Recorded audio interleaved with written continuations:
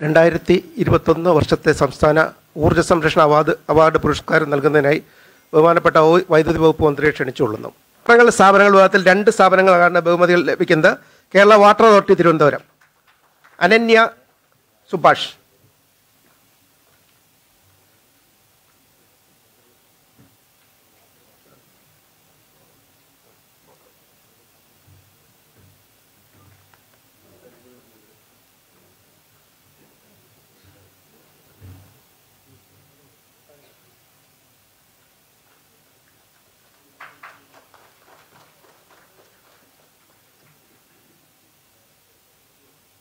അടുത്തത് നവാഡ് solar and electric boards private limited, Ernakulam, Sathvika PM.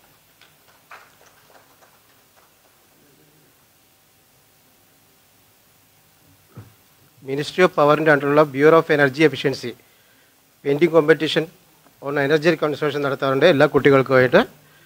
അപ്പോൾ ഈ വർഷം നമ്മൾ എനർജി മാനേജ്മെൻറ്റ് സെൻറ്റർ തിരുവനന്തപുരത്തിൻ്റെ സഹായത്തോടു കൂടെ 41 സെൻറ്ററുകൾ നടത്തുകയുണ്ടായിട്ടുണ്ട്. ഇത് ഇതുവരെ ഇല്ലാത്തൊരു അച്ചീവ്മെൻ്റാണ്. ഇത്രയും പാർട്ടിസിപ്പേഷൻ, ഏകദേശം 14,000 സ്റ്റുഡൻസ് ഇതിൽ പങ്കെടുത്തു. അതിൽ ഒരു വിദഗ്ധ ജൂറി കമ്മിറ്റി സെലക്ട് ചെയ്ത പിള്ളേരാണ്.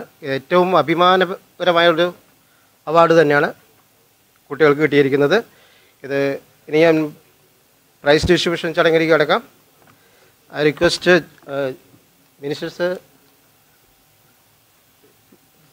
മിനിസ്റ്റർ ഞാൻ ക്ഷണിക്കുകയാണ് കുട്ടികൾക്ക് അവാർഡ് കൊടുക്കുന്നതിനായിട്ട്.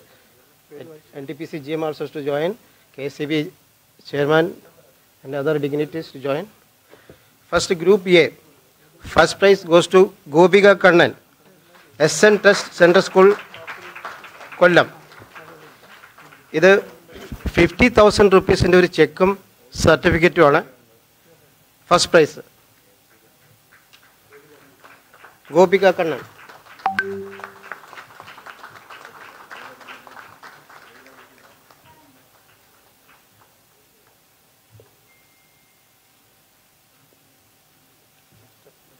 അടുത്തത് സെക്കൻഡ് പ്രൈസാണ് Harsha Pramod, Azhikode HSS Azhikode Kannur.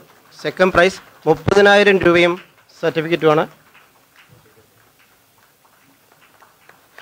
The group A class 567, അതാണ് ഗ്രൂപ്പ് A ക്ലാസ് 567. മോള് 7ലാണ്. Next third prize Ananya S Subhash, Sreenarayana public school, Kollam. Third prize 20,000 രൂപയും സർട്ടിഫിക്കറ്റുമാണ്.